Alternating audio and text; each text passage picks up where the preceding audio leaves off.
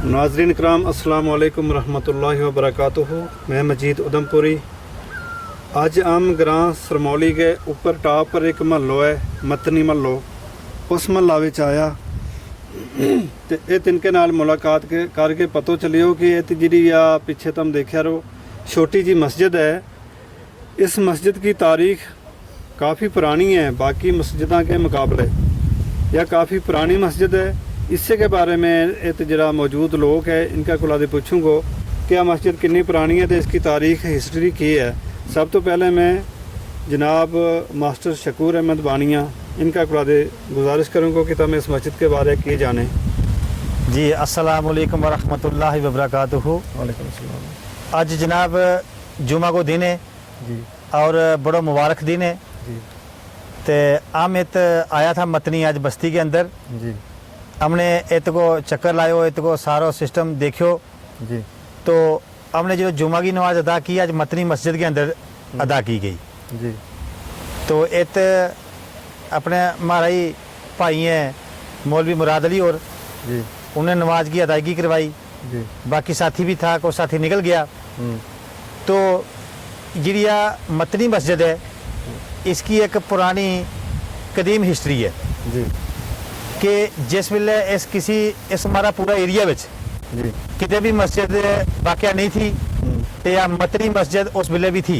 अच्छा पहले शुरुआती दौर विच इस जगह को प्लेन कर गए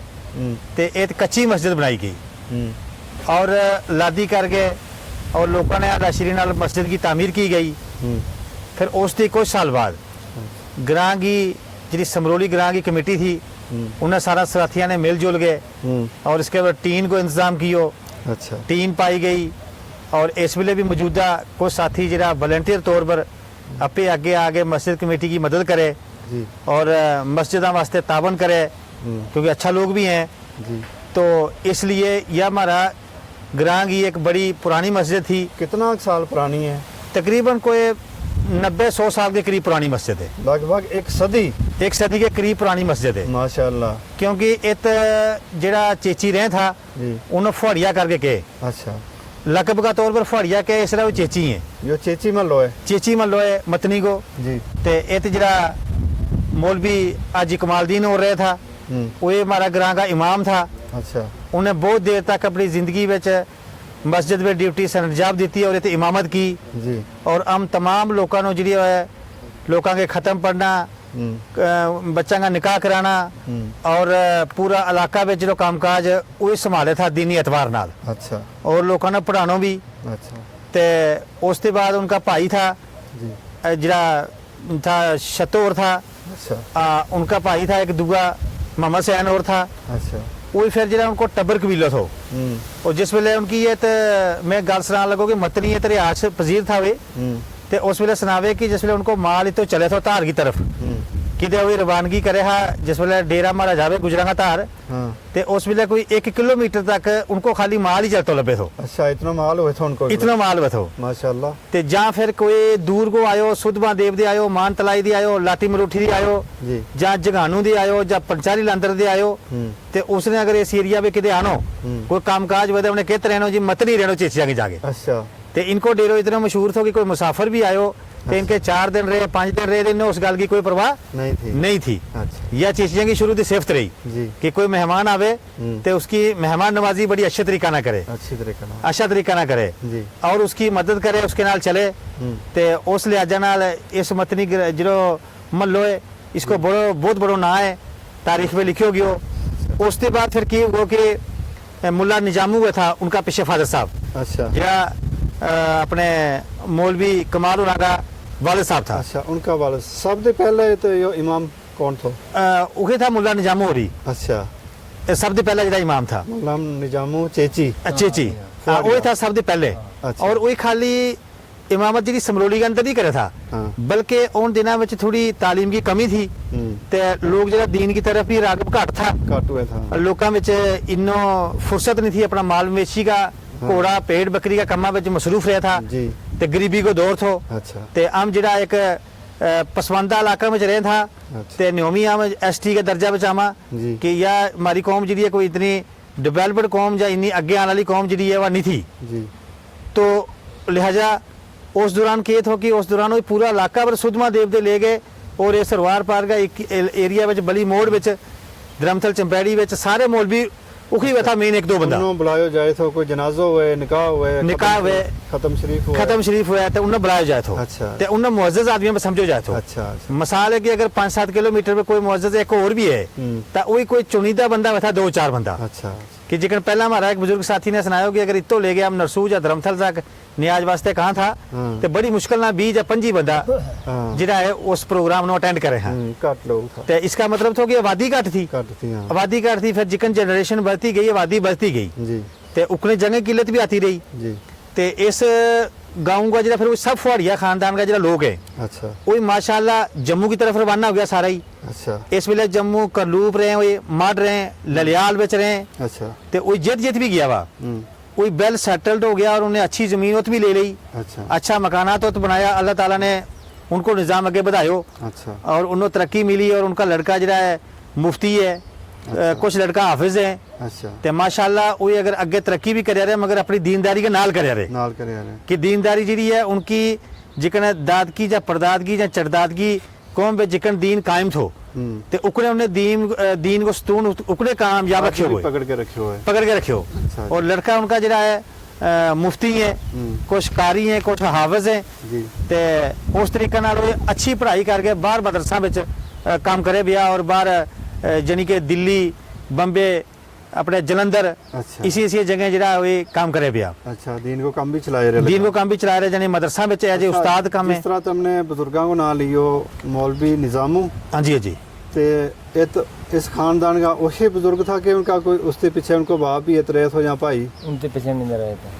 अच्छा मौलवी और कुछ गल बुजुर्गों को पूछांगा इन्हों ज़्यादा पता है अच्छा जो मौलवी निजामू इत आयो उसने यह मसीद आबाद की ਇਹ ਤਾਂ ਸਾਰਿਆਂ ਤੋਂ ਪਹਿਲਾਂ ਉਹੀ ਆਇਓ ਇਹ ਜਿਹੜਾ ਫੁਹਾੜੀਆਂ ਵਿੱਚ ਫੌੜੀਆਂ ਵਿੱਚੋਂ ਉਹ ਲੈ ਹਾਂ ਉਹੀ ਆਇਆ ਇਹ ਰਹਿਦਾ ਪਣਾ ਲੈਦਾ ਉਸ ਪਾਸੇ ਕੰਗਰਸ ਨੂੰ ਲੈਦਾ ਖਟਾਂਦਰਾ ਸਾਈਡ ਰਿਆਸੀ ਖਟਾਂਦਰ ਰਹਿਦਾ ਹੋਏ ਅੱਛਾ ਫਿਰ ਉਹ ਖਟਾਂਦਰਾ ਇਹ ਤਾਂ ਮੌਲਵੀ ਨਹੀਂ ਤਾਂ ਕੋਈ ਤੇ ਫਿਰ ਮਾਰਾ ਨੇ मारा बुढ़ा लिया दो इसका वास्ते कि तुम्हारे मौलवी कोई नहीं है अभी तो अच्छा ये तो लिया गया जमीन शमीन थी फिर उन्हें बाद की मैं फिर मस्जिद बनाई अच्छा ते फिर इत रहता रहा है अच्छा मतलब थारो मल्लो पुरानो है यो फिर इन 18 सियाना ने ले आयो हमारा ध्यान नहीं आता अच्छा अच्छा खटांदरा दे आया जेका नाम सूला दे आया हाँ ये खटांदरा दे आया ये खटांदरा दे अच्छा अच्छा ते उनने या मस्जिद बनाई थी हाँ फिर इन्हें ये तो मौलवी कोई नहीं तो फिर मौलवी वास्ते मस्जिद भी बनाई वो चलावे को इतने नमाज पढ़े था लोग जो जुम्मो पढ़े था जहाँ ईद की नमाज पढ़नी इतने पढ़नी पूरी सरमोली का इतने पढ़े पूरी सरमोली का भी इतने आवेगा पूरा ग्रां का पूरा ग्रां सरमोली का मोड़ का इतने आवेगा अच्छा हाँ उस जमाना है वही जिस वेले आया उतने मौलवी था मौलवी बन गया था आया हाँ मौलवी बन गया उतने मौलवी था अच्छा अच्छा उसी मौलवी अच्छा उसी वाले वास्ते ले आया हमने भी निको बचपन अपनो याद है मारा भी जाके पढ़ाया उन्हें मारा भाई भी इन्हें पढ़ायो अच्छा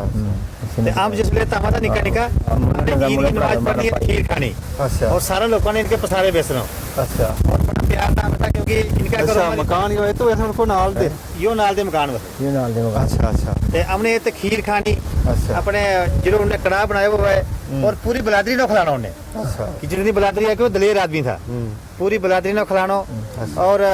फिर सारा की मेहमान नवाजी करनी अच्छा और ईद की नमाज भी हमने ईद पढ़नी जुमा की भी ईद पढ़नी अच्छा तो हमेशा बथरी नाल बड़ा लगाव था उन्होंने अच्छा तो इंशाल्लाह आज भी है हमें ताता जाता रहा तो यह एक हमारी गुजरा की समझो निशानी है बिल्कुल ते अच्छा ये उनका मकानात है तो उनका बिचों इत रहा आज कोई उनका भी चल गया तो उनका बचत नहीं है। अच्छा वो चेचियां बिचों इत कोई नहीं है उनका भी चल गया अच्छा अच्छा ये मैं हूँ मौलवी साहब को ला दे हम पूछांगा जरा मौजूदा इस वक्त का ये इमाम है हाँ इनका उड़ा दे कुछ गल पूछांगा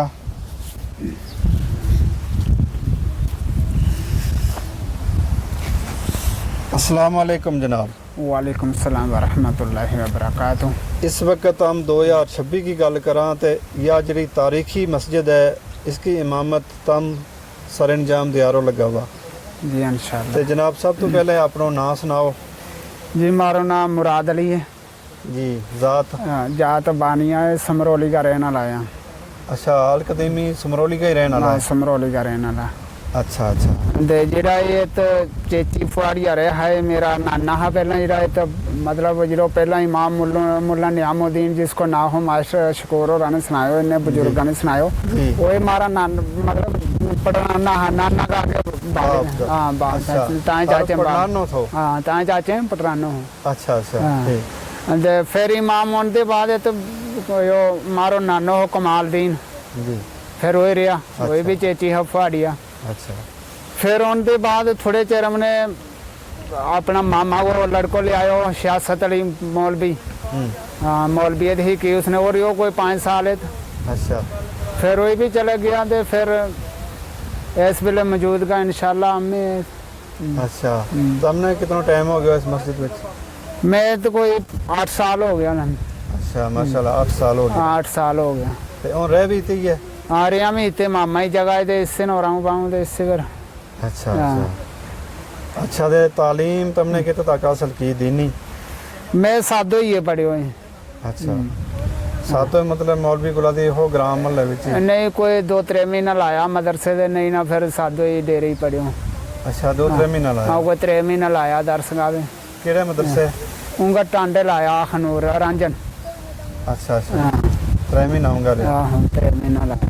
अच्छा बाकी डेरे ही इन्ने को लाया पढ़े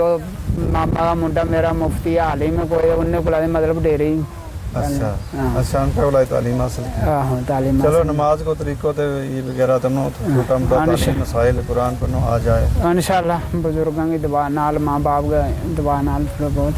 पढ़ ही रहे हैं अच्छा तो इत बच्चों को पढ़ाने की भी कोई है सिस्टम? बच्चा नु पढ़ाने को जी फिलहाल ये सिस्टम नहीं है मैं मस्जिद बनाया रहने लगा समरोली बिच जी और तामीर उसकी चले आ रही प्लिंथ पर यार लगा हो तो स्कीम है हमारी दरसगाह मदरसों खोलन की फिर बच्चाओं सिस्टम और समरोली एक मस्जिद है ना उसके वगैरह एक और बने रहे और बनिया रहे जो ऊपर जो रोड जाए इससे रोड के ऊपर ही बनिया रहे कुल रोड जो ऊपर लिंक रोड आए। हाँ लिंक रोड आए जो अच्छा इनका बने रहे। हाँ काम चले आ रहे उसको अच्छा उसनों में वही मतलब बस्ती का पूरा ताबन कर यार लगा मारना बाकी आलिम और मुफ्ती है उनने ने मतलब बनावे पिया क्योंकि मदरसों खोलांगा आए तो वही बच्चा अच्छा पढ़ेगा उन्ने को मशहूर वगैरह उनने को मशहूर मतलब सलाह उनने मुफ्तियाँ की अच्छा उस भैया नाले तो कोई मस्जिद और छोटो जो मदरसों भी तैयार करांगा फिर उसके नाल अच्छा अच्छा हाँ अच्छा चलो ठीक है जी। नमाज में बड़ी खुशी हुई है तो कि बड़ी पुरानी मस्जिद है और 4-5 पीढ़ी जी है